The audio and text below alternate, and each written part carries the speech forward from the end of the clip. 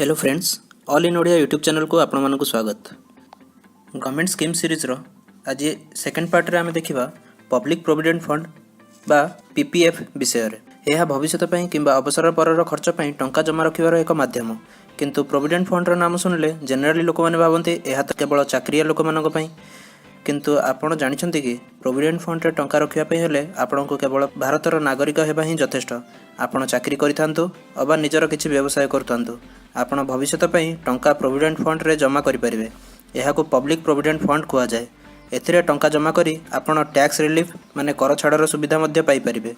तो public provident fund विषय रे जानिबा पई वीडियोटी को संपूर्ण रूप रे देखंतु।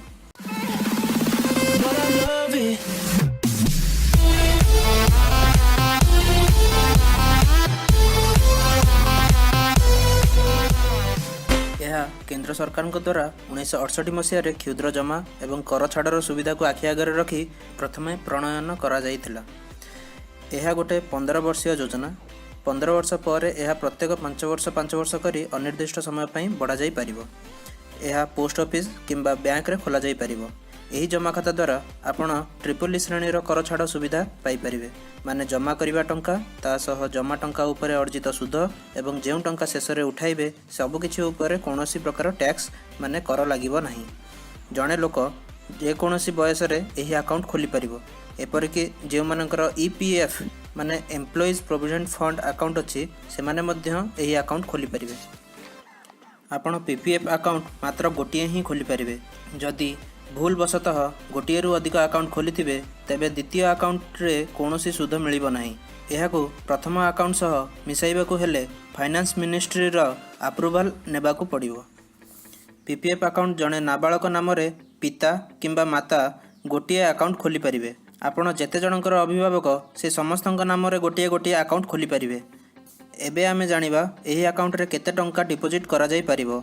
आपण सर्वनिम्न 500 टंका वर्ष को जमा करी अकाउंट को एक्टिव रखिपारे एवं सर्वाधिक आपण गोटे वर्ष रे 1,50,000 टंका जमा करें सर्वाधिक 12टी किस्ती रे। जदि आपण निज पिलांक नाम रे मध्य अकाउंट खोलिचंती तेबे एही लिमिट सबु अकाउंट रो सामूहिक जमा टंका उपरे एप्लीकेबल हेबो। एक्सेस अमाउंट बिना सुधरे आपण को फेरई दिया जिवो। मासर प्रथम 5 दिन मध्य रे टंका जमा कले आपण सेही मासर संपूर्ण सुध पाई परिबे, कारण मासर 5 तारिख रु मासर शेष तारिख मध्य रे अकाउंट रे जमा थिबा सर्वनिम्न टंका उपरे सुध मिलि थाए। एहार सुधार उपरे स्टॉक मार्केट रो कोनोसी प्रभाव न थाए। केंद्र सरकार प्रत्येक 3 मास रे एहार सुधार निष्पत्ति नै थांती। एही सुधार जनवरी मार्च 2018 क्वार्टर रे 7.6% रहिथिला, जहाँ वर्तमान मध्य अपरिवर्तित रहिछि। आपण पीपीएफ अकाउंट रु लोन मध्य नै परिबे। एहा अकाउंट खोलिबार तृतीय वर्ष रु पंचम वर्ष मध्य रे नै परिबे। एहार सुधार पीपीएफ रे आपण को मिलुथिबा सुधार ठारू 2% अधिक रहिबो। लोन नेबा वर्षर इमिडिएट पूर्व द्वितीय वर्षर समुदाय जमा टंकार सर्वाधिक 25% पर्यंत लोन नहीं पारिबे। एही लोन को 36 मास मध्य रे फेराइबाकू हेबो। द्वितीय थर पई आपण तृतीय रु षष्ठ वर्ष मध्य रे लोन नहीं पारिबे, किंतु एहा पूर्वरु प्रथम लोन टी संपूर्ण क्लियर होइथिबा आवश्यक। एबे जानिबा टंका केबे उठाई पारिबे। एहा 15 वर्षर लॉक इन पीरियड सह आसे, माने 15 वर्ष पर्यंत आपण टंका उठाई पारिबे नाही, किंतु 7 वर्ष परे आपण प्री मैच्योर भाबरे टंका उठाई पारिबे।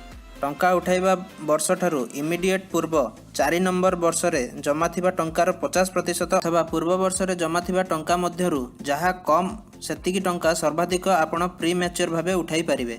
15 वर्ष पर आपण संपूर्ण टंका और सुध बिना किछि कर रे उठाई पारिबे। प्री मैच्योरली अकाउंट को बंद करिबा पई आपण अकाउंट खोलिबार 5 वर्ष पर करि पारिबे, किंतु एहा करिबा पई आपनको किंबा स्वामी अबा पत्नी किंबा पितामाता अथवा पिलांको किछि जीवन प्रति विपद थिबा रोग होइथिले प्रमाणपत्र देई अकाउंट बंद करि परिबे। आपणकर अबा माइनर अकाउंट धारींकर उच्च शिक्षा पई आपण फी बिल देखाई अकाउंट बंद करि परिबे। पीपीएफ अकाउंट खोलिबा फॉर्म सह नॉमिनेशन फॉर्म आसी न थाए।